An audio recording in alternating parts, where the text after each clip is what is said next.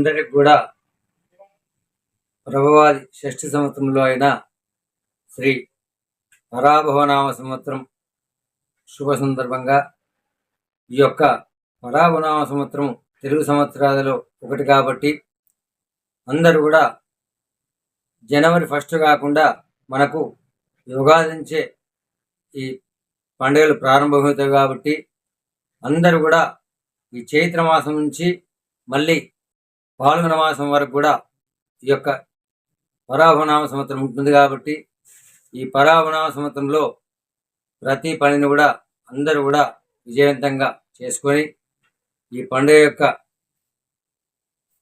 పండుగలను అందరూ కూడా చేసుకోవాలి.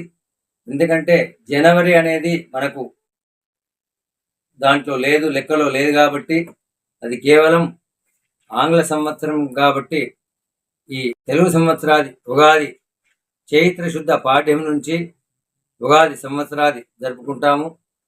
ఈ యొక్క పండుగను అందరూ కూడా చేసుకొని అందరూ కూడా విశేషమైనటువంటి ఆరోగ్యంతో కూడి ఉండి ఈ పండుగలను కేవలం సంవత్సరాది పండుగగా మనం చూసుకొని తెలుగు సంవత్సరాది అంటే చైత్ర మాసం నుంచి మళ్ళీ పాల్గొన మాసం వరకు కూడా ఈ యొక్క పండుగలు మన తెలుగు పండుగలు ఆచరించాలి.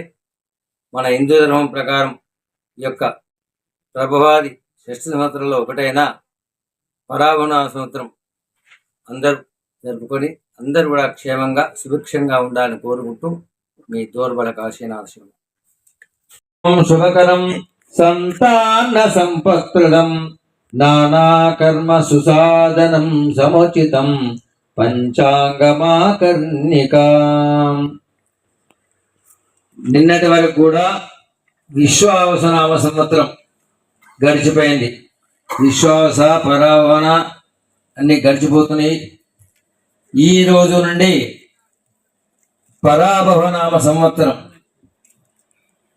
ఈ పరాభవనామ సంవత్సరము అందరూ కూడా క్షేమంగా ఉండాలని శుభాకాంక్షలు తెలియపరుస్తున్నాం.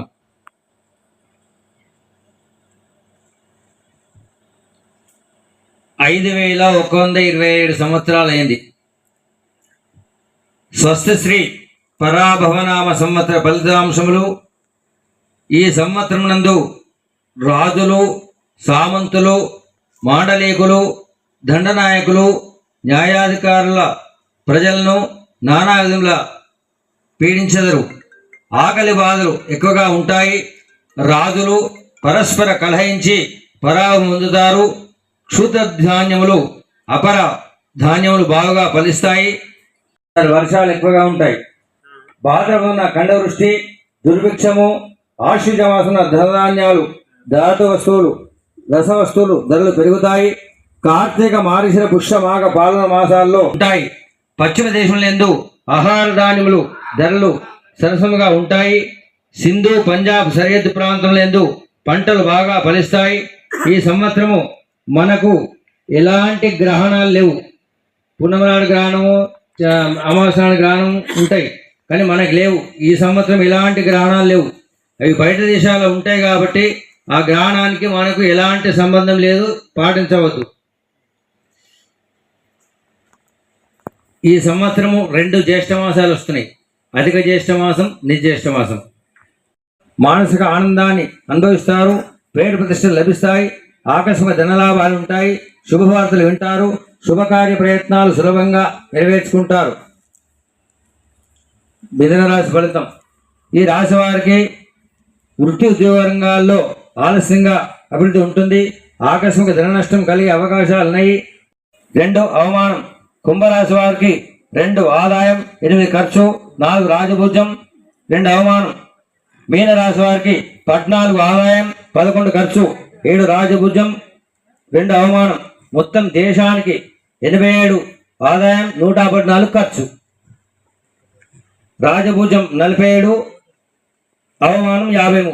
మనకు నవరత్నాలు మరకతం 2 వాలు, మాణిక్యం 3 వాలు, వజ్రవృద్ధి 4 వాలు, వైడూర్యం 4 వాలు, గోవేదకం 3 వాలు, పుష్యరాగం 4 వాలు, తన్నాశ నవరత్నాలు 3 వాలు, తన్నాశ 1 పాలు, ఇంద్రనీలం 3 వాలు, ప్రవాళం 3 వాలు, మౌక్తికం 1 వాలు, ఇతర రత్నాలు 4 వాలు, సువర్ణం 6 బాలు, రజతం 6 బాలు, తామ్రం 2 బాలు, కాంసం 8 బాలు, లోహవృద్ధి 12 బాలు, నారికేళాలు 13 బాలు, అరటి వృద్ధి 19 బాలు, మామిడి వృద్ధి 7 బాలు, చింతపండు వృద్ధి 4 బాలు, ఉసిరి వృద్ధి 1 బాలు, అతివృష్టి 17 బాలు, అనావృష్టి 8 బాలు, నువ్వులు 6 బాలు, మినుములు 4 బాలు, పెసర్లు 2 బాలు. గురువు ఉగాదికి మాడుతున్నాడు, ఏది జూన్ 1కు మాడుతున్నాడు, అంటే పుష్కరాలు అవుతుంటాయి కదా, అప్పుడు గురువు మాడుతున్నాడు మనకు. 1-6-26 వరకు మిథునంలో బంధుమిత్రులతో విరోధంగా ఉండగలుగుతారు. జాగ్రత్తలు ఎక్కువగా ఉంటాయి. ఆర్థిక ఇబ్బందులు ఎదుర్కొంటారు. స్వల్ప అనారోగ్య బాధలు ఉంటాయి. వృత్తి-ఉద్యోగంలో అభివృద్ధి ఉంటుంది. మానసిక ఆందోళనతో ఉండగలుగుతారు.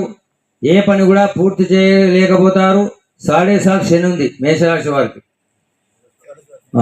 వృషభ రాశి వారికి ఫలితం: ధర్మ కార్యాలు చేయటం. అధిక జ్యేష్ఠ బహుళ పాడ్యమి సోమవారం తేదీ 1-6-2026 రాత్రి 1:08 నుండి గురువు కర్కాటక రాశిలో ప్రవేశం కావున పుష్కర స్నానమారంభం. యమునా నది, ఢిల్లీ. రికార్డ్ తీర్థరహిత యమునా నది పుష్కరంలో నది స్నానం చేయట శుభము. ఢిల్లీలో 2-3 జాగాలున్నాయి, అక్కడ స్నానాలు. నిజ జ్యేష్ఠ బహుళ అమావాస్య మంగళవారం తేదీ 14-7-26 నుండి శ్రావణ శుద్ధ పాడ్యమి గురువారం 13-8-26 వరకు. శుక్రమోద్యమ ఆశ్వీజ శుద్ధ అష్టమి సోమవారం 19-10-26 నుండి ఆశ్వీజ బహుళ చవితి గురువారం వరకు 29-10-26 వరకు. ఈ మౌఢముండును. వర్షం 17 బాలు, ఆచారం 7 బాలు, అనాచారం 7 బాలు, జననం 5 బాలు, మరణం 5 బాలు, దేశోపద్రం 11 బాలు, దేశాశ్రయం 9 బాలు, చోరమయం 12, అగ్నిమయం 15 బాలు, శాంతి 5 బాలు, మృగోత్పత్తి 15 బాలు, మృగాష్టం 13 బాలు, కీటకమయం 17 బాలు, తన్నాశ 11 బాలు, మూషికవానం వృద్ధి 13 బాలు. ఎలుకలు మన ముందర ఆడుతుంటాయి.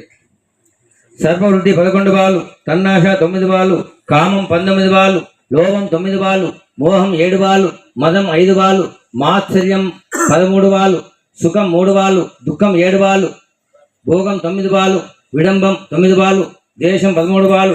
ప్రతిష్ట ఆకస్మిక ధన నష్టం ఉంటుంది. ప్రతి పని ఆలోచన చేయగలుగుతారు. మిత్రులతో కలహించుకోకుండా జాగ్రత్త పడటం మంచిది. వృత్తి ఉద్యోగ రంగాల్లో సహనం సహించగా ఉండగలుగుతారు. అంతటా సౌభాగ్యాన్ని పొందగలుగుతారు. శత్రుబాధలు ఉండవు. తులారాశి వారికి కూడా బాగానే ఉంది. స్థిరాస్తులకు సంబంధించిన సమస్యలు ఈ జూన్ వరకు, మళ్ళీ తర్వాత తీస్తాడాక. బంధువులు హిందూ నిందాలో పాల్గొంటారు. దైవదర్శనం పొందగలుగుతారు. భక్తి శ్రద్ధలు అధికంగా ఉంటాయి. కుటుంబ పరిస్థితులు సంతృప్తికరంగా ఉంటాయి. ఆకస్మిక ధన నష్టం కలిగే అవకాశాలుంటాయి. వృధా ప్రయాణం ఎక్కువగా చేయగలుగుతారు.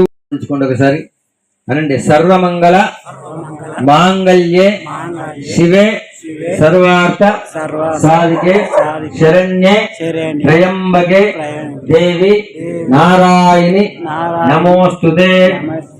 ఓం స్వస్తి ప్రజాభ్యాం పరిపాలయంతాం న్యాయేన మార్గేణ మహీం మహిషాం గోబ్రాహ్మణేభ్యో శుభమస్తు నిత్యం.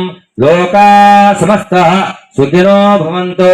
సర్వే జనా సుఖినో భవంతు. ఓం శాంతి శాంతి శాంతి. తుభ్యమహం సంప్రతే నమః.